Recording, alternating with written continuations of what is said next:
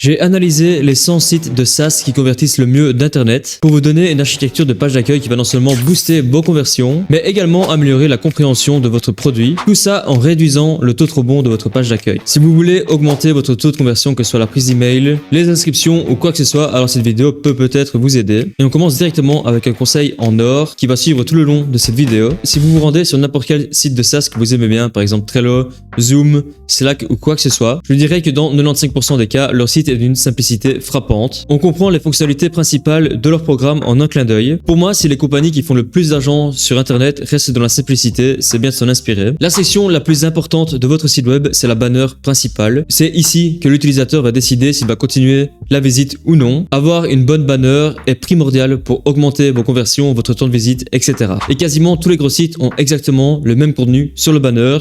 Ils ont en gros un énorme titre accrocheur qui explique le service en quelques mots, un sous-titre descriptif qui explique un peu plus en profondeur ce que fait la plateforme, un CTA ultra important pour soit choper des emails ou soit les inscrire directement à votre plateforme, un média qui montre directement votre plateforme en action, et de temps en temps il y a d'autres petits éléments, par exemple un surtitre qui ajoute un petit peu de la valeur, etc.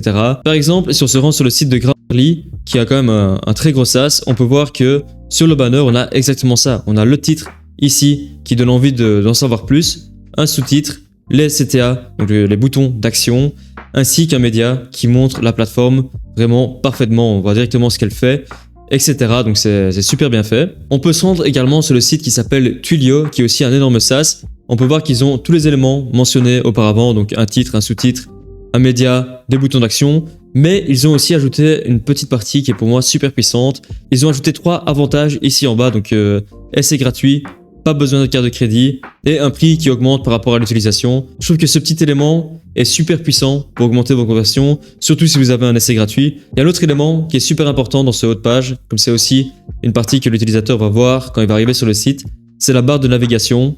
Je trouve qu'il est toujours bien d'avoir déjà le logo, très important. Et puis il y a énormément de sites qui veulent être trop complexes et qui mettent énormément de liens dans cette barre de navigation. Je conseille généralement d'avoir 3 à 5 liens avec possibilité d'avoir des sous-menus en dessous de ces liens. Je trouve que comme ça, on prend pas trop l'intention de l'utilisateur. Vous pouvez mettre des liens ultra précis par rapport aux besoins de ses recherches, etc.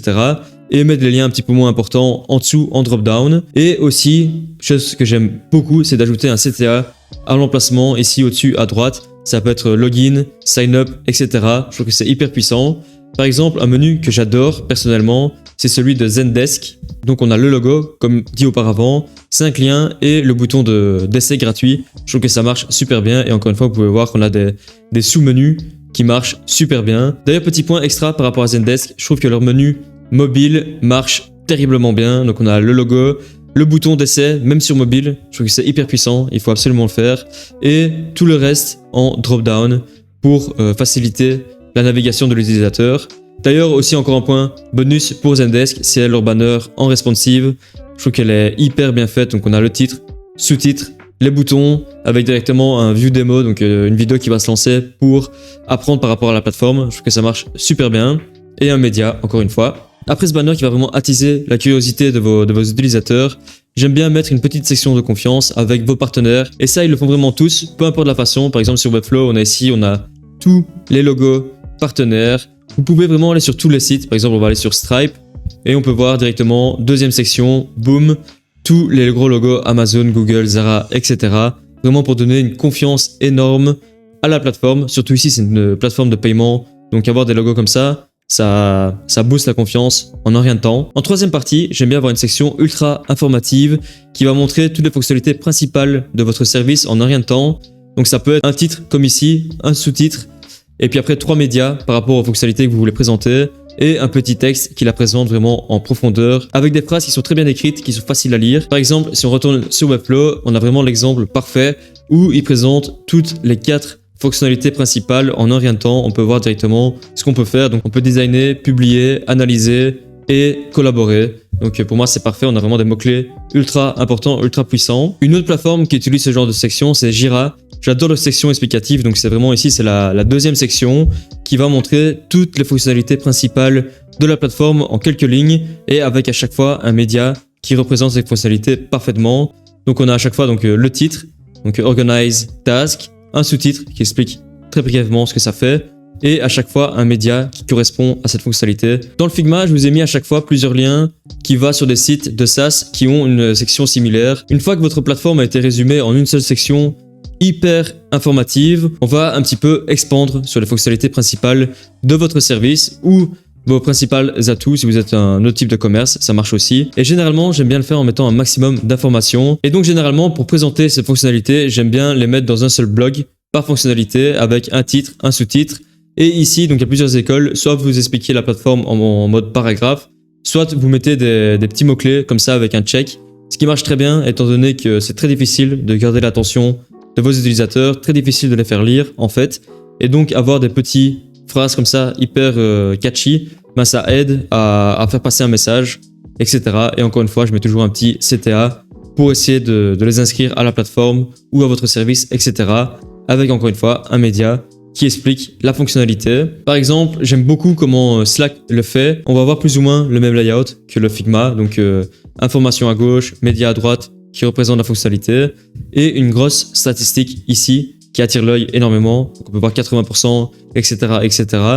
Et puis après, on va scroller, ça va changer l'image, tout simplement, et ça va changer le texte avec un changement de statistique également. Je trouve que c'est hyper puissant. Et donc, ils présentent toutes leurs plateformes comme ça. Je pense qu'il y a 4 ou 5 fonctionnalités. Ça marche super bien. De même que pour Stripe, c'est encore une fois plus ou moins la même chose. On a un média ici, du texte, et à chaque fois qu'on scrolle, eh ben, ça va changer tout ça. Ici, ils ont mis des autres liens pour continuer l'exploration pour l'utilisateur. Et à chaque fois, ça change et il y a à chaque fois une icône qui match leur fonctionnalité. Franchement, c'est ultra bien fait, je trouve. Et si vous voulez voir un autre layout pour cette section, on peut se rendre sur Hotjar qui ont tout simplement une vidéo par fonctionnalité et on change les onglets comme ça, très simplement. Super intuitif, je trouve. Et ici, comme c'est déjà des énormes compagnies, ils ont énormément de choses à dire sur leurs produits. On peut à chaque fois en découvrir plus avec à chaque fois un lien sur chaque fonctionnalité avec une page dédiée. Après avoir vraiment approfondi votre projet, votre entreprise, etc., je trouve qu'il est très bien et très judicieux d'avoir une section de confiance. Donc ça peut être des avis, des badges des partenaires, des témoignages, etc. Ça, c'est vraiment ultra important. Je pense que c'est une des sections les plus importantes de votre site. Et donc on peut voir qu'on a donc ici j'ai fait un layout très simple, mais vous pouvez expérimenter avec d'autres choses. Par exemple, si on se rend sur le site de Zoom, qui est encore une fois une compagnie énorme, ils ont décidé de faire leur section de confiance comme ceci. Donc on peut voir à chaque fois énormément de reviews, 56 000 reviews, des badges partenaires ultra importants. Et ça marche vraiment super bien. Une autre section de témoignages que j'aime beaucoup, c'est celle de Grammarly, qui montre en fait à chaque fois des partenaires et des chiffres qu'ils ont atteints grâce à eux. Et ça, je trouve que c'est super cool. Donc ça met vraiment en perspective ce que la plateforme peut faire et ce qu'elle a déjà fait pour d'autres clients. Évidemment, pour ces sections, je vous invite à expérimenter. Ce layout-ci marche très bien, surtout en fonction de votre service. Ça montre directement plein de reviews. Et donc la valeur ajoutée marche parfaitement. Et en bas de page, j'aime bien avoir une FAQ qui va répondre au maximum de questions que vos utilisateurs peuvent avoir. Donc on a à chaque fois une question, un drop-down. Et j'aime bien personnellement, ça c'est une petite méthode pour essayer de choper encore plus d'emails, c'est de mettre une dernière question. Genre vous avez une autre question, contactez-nous pour la poser. Donc ça va vous permettre de collecter des emails, mais également de collecter les inconnus que vos utilisateurs ont. Et ça c'est vraiment super intéressant. Imaginez que vous avez souvent la même question. Ben ça veut clairement dire que vous devez essayer d'éclaircir ce sujet sur votre landing page. Et en dernière section, j'aime bien avoir un dernier CTA ultra important avec une offre, une réduction ou quelque chose de la sorte. Donc généralement on voit ça ça prend toute la banner. Par exemple sur le site de Circle, on peut voir tout en bas, ils ont une section, exactement ce que j'ai dit, avec vous êtes prêt à commencez votre version d'essai juste en rentrant votre email. Et on peut voir que cette section-là, elle ressort énormément sur le site, qui est un site assez blanc, avec des touches de gris, des touches de bleu. Et puis celle-ci, elle ressort. C'est la seule section bleue du site. Et donc on peut voir qu'ils mettent énormément d'importance sur cette partie-ci. Pour finir, on arrive sur le footer, donc le bas de page. Et là, encore une fois, on reste dans la simplicité.